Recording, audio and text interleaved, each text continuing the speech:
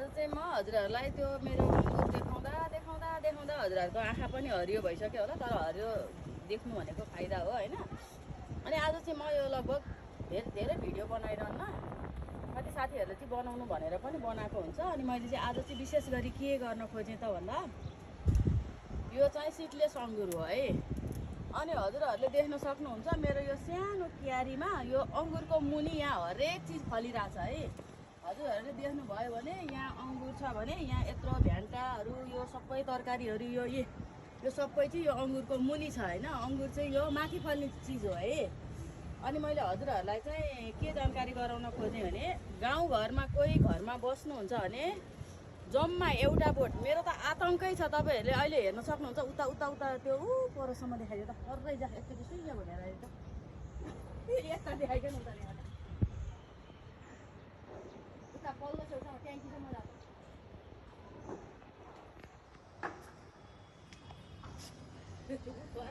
ट्याङ्की मुनि उतासम्म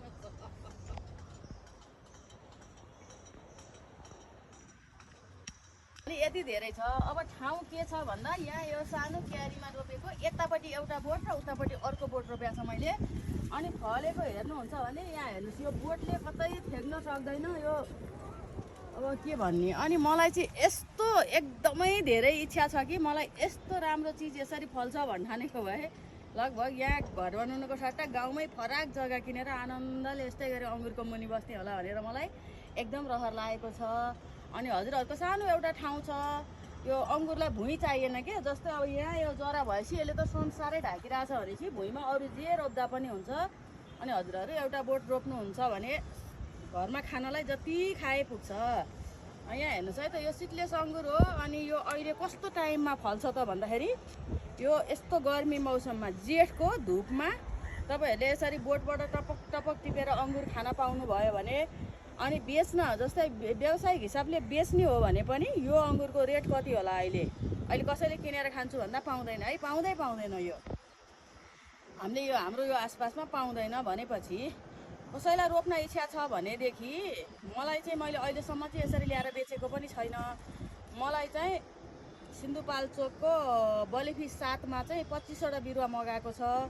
25वटा अङ्गुर र 25वटा मुन्तला है। यहाँ मुन्तला पनि छ मसँग है। यो मुन्तला त यहाँ भोलिपर्सि हजुरहरूले फलेको देख्न सक्नुहुन्छ। अनि मुन्तला छ। अनि त्यस पछाडि यहाँ हेर्नु चाहिँ यहाँ यति सानै ठाउँमा अब जस्तै यसरी यो प्यासन फ्रुट पनि हजुरहरूको खाली भइरहेको जमिनमा यसो कतैतिर रोपिदियो भने यो पनि एकदमै राम्रो रेट आउने फलफुल मध्येमा पर्छ। यसलाई पनि ठाउँ कति पनि चाहिँदैन। अनि यही ठाउँमा मैले यहाँ हेर्नुहोस् है घिरौँला रोपेको छ। यो घिरौँला अङ्गुर सँगसँगै यसरी घिरौँला फलिरहेको छ। अङ्गुरको मुनि मुन्तला फलिरहेको छ। अङ्गुरको मुनि यो जापानिज उन्सु जातको सुन्तला फलिरहेको छ। यहाँ हेर्नुहोस् है यति सानो बोटमा यसरी फलिरहेको छ। अनि मैले विशेष गरी अहिले यतिखेर चाहिँ मैले हजुरहरूलाई के भन्न चाहेँ भने बलेफी 7मा 25वटा मुन्तला र 25वटा चाहिँ अङ्गुर मगाएको छ। अनि मैले के भनेको छु भने मैले अहिलेसम्म बेचेको पनि छैन। तपाईँहरूलाई मैले सकुशल खाडी चौरसम्म सकुशल मैले पठाउने मेरो जिम्मा भयो। त्यहाँबाट उता तपाईँहरूले जसरी लानुहुन्छ लानुहोस् भनेर मैले 10 बोट मुन्तला यो उन्सु जातको सुन्तला अनि 25 बोट मुन्तला र 25 बोट चाहिँ अङ्गुर खाडी चौरसम्म पुर्याइदिन्छु।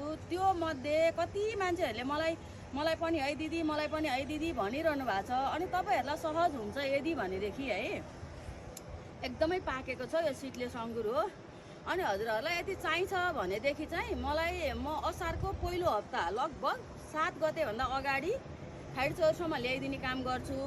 म जसरी भए पनि खाडी चौरसम्म जोगाएर लगिदिने काम मेरो भयो। त्यहाँबाट उता कसैलाई चाहिन्छ यदि भने यहाँ मेरो कौसीमा भएको हरेक बिरुवाहरू मैले अहिले चाहिँ नर्सरीबाट किनेर लिएर आउने। मैले अर्को वर्ष चाहिँ यहाँबाट निकाल्छु भनेर सोचेको थिएँ। निकाल्न नि त्यति सजिलो हुँदो रहेछ। तर त्यसरी 25 बोट अहिले मगाउनु भएको छ। विश्वासमा त्यति गरिदिनु न दिदी भन्नुभएको छ होइन। त्यो भएको हुनाले मैले 25वटा यो 25 र 10 चाहिँ खाडी चौरमा पठाउँदैछु। अनि त्यो मध्ये कसैलाई चाहिँ सहज हुन्छ र यदि रहर छ भने कमेन्ट त धेरै आएको छ त्यताबाट। तर 1-2 बोट पठाउन हामीलाई पनि सम्भव हुँदैन, तपाईँहरूलाई पनि सम्भव हुँदैन। र त्योसम्म मैले पठाउँदाखेरि तपाईँहरूले प्लस गर्नुभयो भने म प्लस गरेर 1 लट बिरुवा चाहिँ म खाडी चौर पठाउँदैछु। हजुरहरूलाई चाहिँ इच्छा छ भने मलाई कमेन्ट मात्रै होइन हजुरले चाहिँ कमेन्ट गरिकन हजुरको नम्बर पनि लेखेर छोडिदिनु होला।